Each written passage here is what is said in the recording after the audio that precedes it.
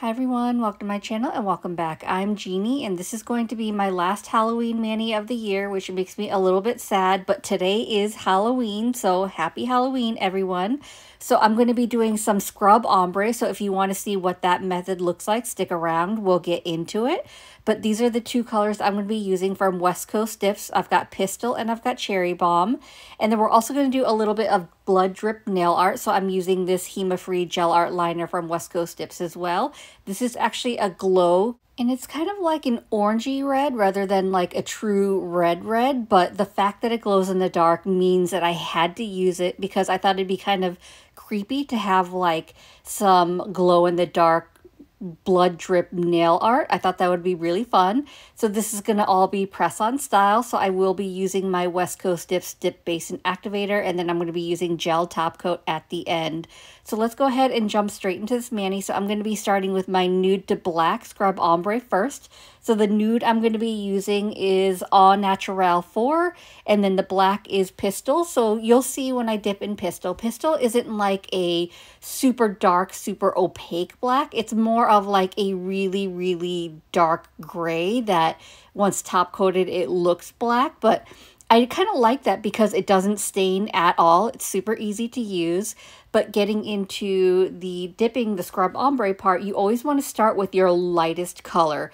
So I will say this, it is morning time when I filmed this and it's colder, so the mornings have been colder here. So when it's colder, it takes longer for my dip base to dry. So I will admit this has been a little bit of a struggle and I almost scrapped this whole thing, but I decided to kind of power through and I am happy with the way it turned out. But it did get a little frustrating having to wait for everything a little bit longer to dry. So, you know, if your dip liquids aren't working with you, it may just be the temperature in your room. And, you know, on the opposite spectrum, if it's super hot, they're going to dry quicker on you. But I'm moving on and I'm not explaining my process. So I went ahead and dipped into my lightest color. And then once my base is almost completely dry, I'm not going to start scrubbing immediately. So I just pick up some of that black, that pigment from the dip jar. I dip my eyeshadow brush in there and I start patting where I want that ombre to be. I may dip into the jar to get some more of that pigment, but I'll just start patting in that color, patting in that pigment. And then once I feel like it's dry enough where I'm not going to disrupt my base color, then I'll start scrubbing in, and that really scrubs that darker pigment color into the lighter base, and it creates like a more neutral type ombre rather than doing like the tap ombre method, especially when you're using like two contrasting colors. If they're similar, the tap ombre method, I really love it because I love the way it kind of blends seamlessly. But for like more contrasting colors, I really do prefer the scrub ombre method because it looks a little more natural of a transition. I'm not sure, maybe it's just in my head, but that's kind of the way I think about it. So let me explain this time. So I dipped into my lightest color, and then I just dipped that tip into Pistol to pick up some of that pigment. And then I'm taking my eyeshadow brush, I'm dipping that into Pistol, and I'm just dabbing onto that tip where I want that black color to be. And then once I'm comfortable with that dip base is dry enough, then I'll start scrubbing in. So I'm constantly dipping my brush into Pistol to pick up more of that black pigment. And then I'm just scrubbing, and that scrubs in that pigment into that base color, which is why you need to start with the lightest color as your base. Because if you start with a dark color, you're not going to really get good like pigment transfer if you try to scrub on the lighter color. So I'm going to do a second layer, so I'm not really concerned right now about like it doesn't look like a lot of pigment color, because I'll do a second layer to kind of deepen that up. But I just wanted to start with my base of the first layer. Once my first layer is fully dry, I'm going to go ahead and dust off the excess powder, and then I'm going to go in with layer number 2. So I'm going to go ahead and apply a thin, even layer of dip base to that entire tip. And if I missed any spots on the first layer, I want to make sure that I'm getting it with the second layer. Once I've got that dip base on, I'm going to go ahead and dip into All Naturel 4. I'm going to do a couple extra dips just to make sure that dip base is fully absorbed, and that way I have that solid base for that scrub. So then I dipped my tip into Pistol to pick up some of that pigment, and then I'm going to start taking my eyeshadow brush and start dabbing in the color. So I want to go about the midpoint of that tip, a little, maybe a little bit higher, but I'm really concentrating the most amount of pigment and color at that tip. I want it to kind of fade and be more subtle around the middle point of that nail, a little above, just to make it a little more natural, but I want it darker at that tip area, which is why I'm kind of focusing there, dabbing in that pigment. And then once I know the base is completely dry, then I can actually start scrubbing in to really get that pigment in. So I'm going to dust off the excess powder just to see like how it looks. Am I happy with the way it looks? And so I decided maybe I went a little too far. So I'm just taking I wiped off the brush first, and then I'm just taking a little bit of that Au Naturel, and I'm just kind of scrubbing in a little bit just to kind of clean up a little bit. It doesn't make a huge difference, but I do find sometimes when I feel like it needs a little better of a blend, I'll go in with the lighter color and try to scrub a little bit just over that darker color, just to hopefully make it blend a little bit more. But I'm going to go ahead and let you watch the second layer of my other nail.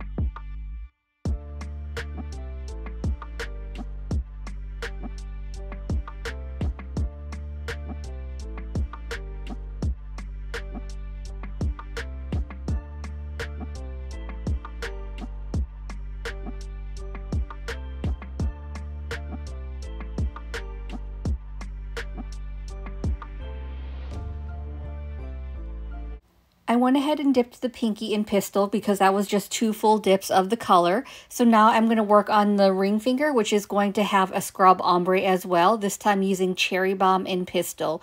But because Cherry Balm is my lighter color, I'm going to go ahead and apply the dip base to the nail. Go ahead and dip into Cherry Balm. I'll dip in a couple times just to ensure that dip base is fully absorbed before I start doing my scrub ombre.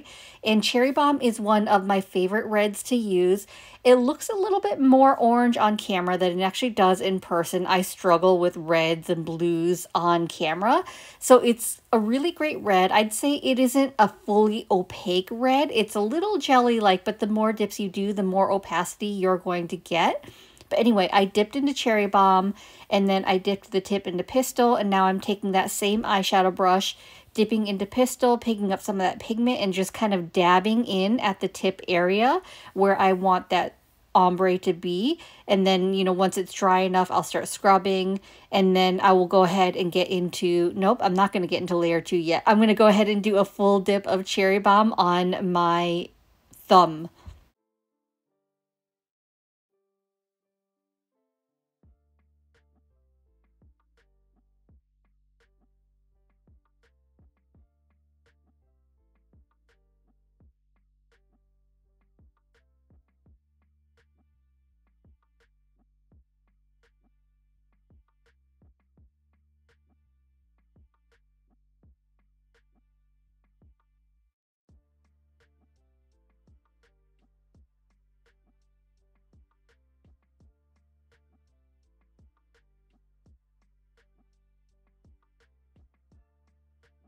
I'm going to go ahead and get into layer 2 of my scrub ombre with Cherry Bomb and Pistil, but I do want to mention this of my second layer's work for the scrub ombres I've been doing because I'm not using like fully opaque colors. So if you are working with fully opaque colors, a second layer might not really matter because it's just going to cover up what you did on the scrub ombre for the first layer. But if you want a little bit more of that ombre effect for a second layer and your colors are super opaque, for your second layer, what you want to do is you want to apply your dip base as usual, dip into clear, let the clear kind of get to that drying point, and then scrub on your darker color on the tip, cuticle area, wherever you're doing your scrub ombre. Dip into that color and then scrub on that darker pigment on top of the clear rather than dipping another base color of that super opaque color. And that way you can get like that better blend, that more of an ombre effect without having to cover it up completely. So this is the part where I started to feel like I wanted to give up and just scrap this whole mani, but I decided to keep going, luckily. But what had happened was I applied the dip base, I dipped into Cherry Bomb, and then I dipped the tip into Pistil just to start that ombre. And I felt like I dipped a little too far up, so then the black was higher than I actually wanted to be on the nail. So here I am trying to adjust, and at the same time the dip base was taking so long to dry and I was getting impatient with it. So I was pulling up some of that dip. So you can see me here like I'm dipping back into Cherry Bomb just to kind of fix that black a little bit, just to blend it out a little bit more. And then the dip base isn't drying, and it's no fault of the dip base. It was just really cold in my room in the morning I was doing this. So I'm just trying to adjust, you know, trying to scrub in a little more of that Cherry Bomb on top of the black just to get it blend a little bit better, a little bit more. And I'm dusting off to see like where I'm at once the excess powder is removed. And I still, I wasn't really thrilled with it, but I decided to just sit it aside, do my second dip on my thumb, and then I'll kind of reevaluate after that dip base is fully dry because I needed to stop messing with it while the dip base was drying because I was just kind of like compounding my frustration. It's honestly super rare that I scrap an entire mani. I may like redo a nail or two if I'm not happy with the way it looks, but like an entire mani, I rarely will scrap the whole thing just because I think a lot of times it's a really trust the process of, even if you're frustrated and you're not happy with the way it's happening at the time you're doing it, sometimes at the end it kind of all ties together when you can kind of take a step back. You know, you have like a little break from your frustration and then you can kind of see like how it turns out and you end up like happier with it than you thought you were with it. So I try not to scrap a mani. I try to just keep going. So here I'm trying to even out the ombre a little bit. So I'm just very carefully, lightly buffing that surface. Now this tip is not activated yet, which is why I'm being really careful. I didn't want to activate it because I didn't want to set the color, but obviously I don't want to pull up everything. So I'm just lightly buffing to see if I can remove some of those layers. And then I'm going to do a third dip on top of it to even it out. And I think that really did help, but I just had to be careful because I didn't want to remove everything. I just wanted to lighten up that pistil because I wanted it to be more of an even blend of the two colors.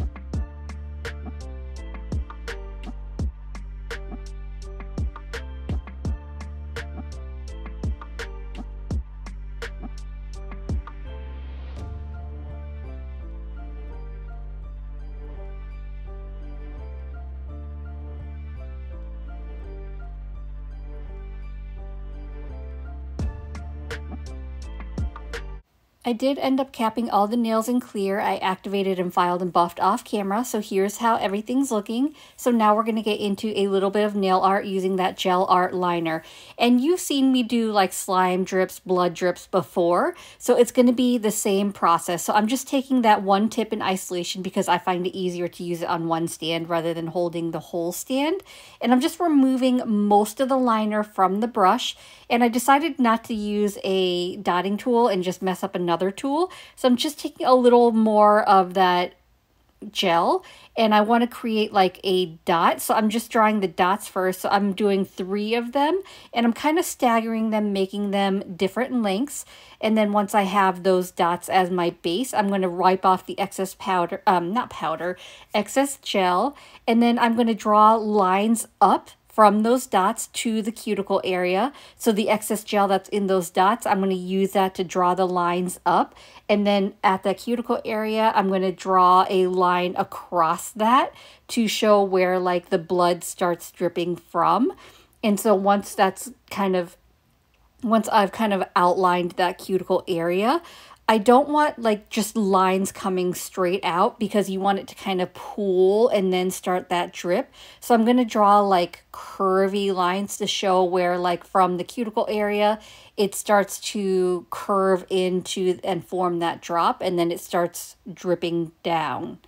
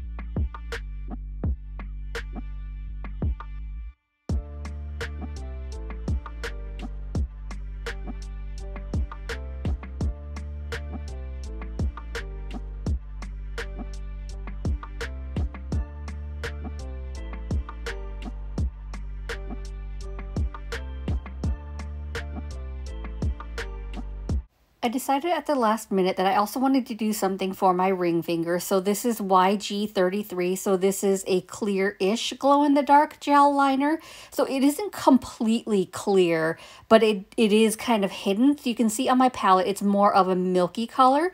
But you'll see here on the nail that you don't really see it. So it's clear-ish, like you won't be able to see it. And I decided I was going to do like bat outlines, just like 3 of them around the nail.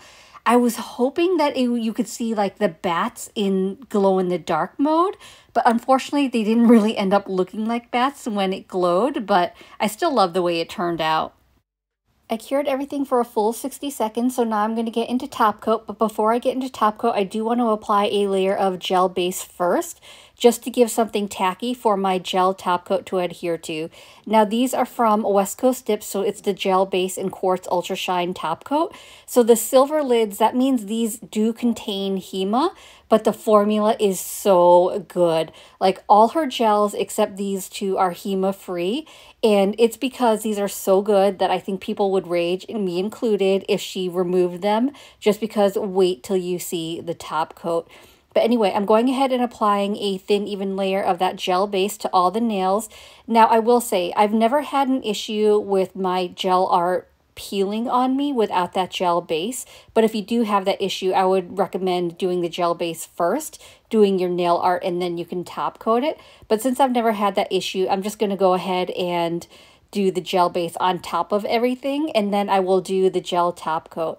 Because the dip powder nails are so smooth, if you don't have that layer of gel base first, your gel top coat could peel on you, which you don't want to do all that work and then have your top coat peel on you.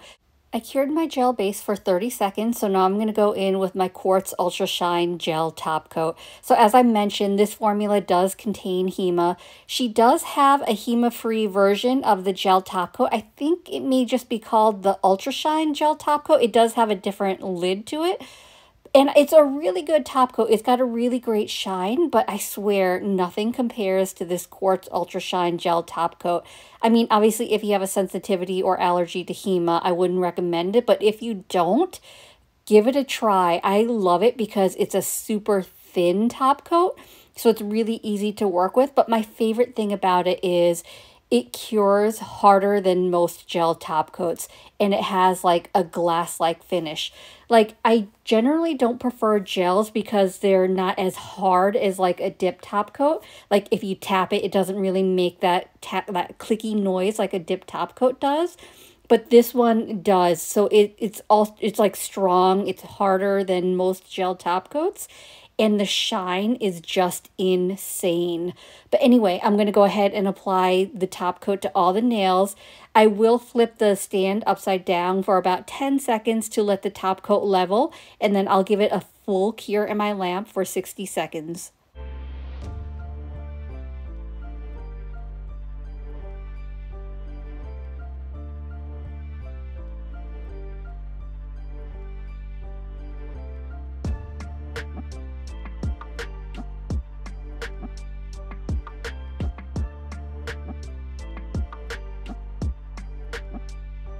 I went ahead and applied the nails off camera, so now I'm going to go ahead and rehydrate my cuticles using my Skills of Mermaid Cuticle Balm. If you've been around, you know I am obsessed with Show Me Your Fishy Face, so of course I'm using that scent. I was so ecstatic when Pat announced that this would be added to the main line, so I ordered it in everything possible because I love it so much.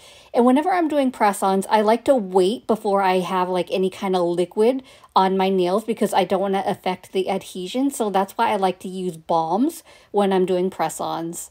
So that's it, my final Halloween mani of the year, which makes me kind of sad. But don't leave yet because you have to see this fun glow. How fun is this? I'm such a kid when it comes to glow, and I love that you can see the blood drips. Unfortunately, I don't think you can really tell that there are bats on my ring finger. Honestly, I was looking at this, I'm like, oh my gosh, it looks like I made some kind of crazy smiley face, but regardless, I love the way this turned out.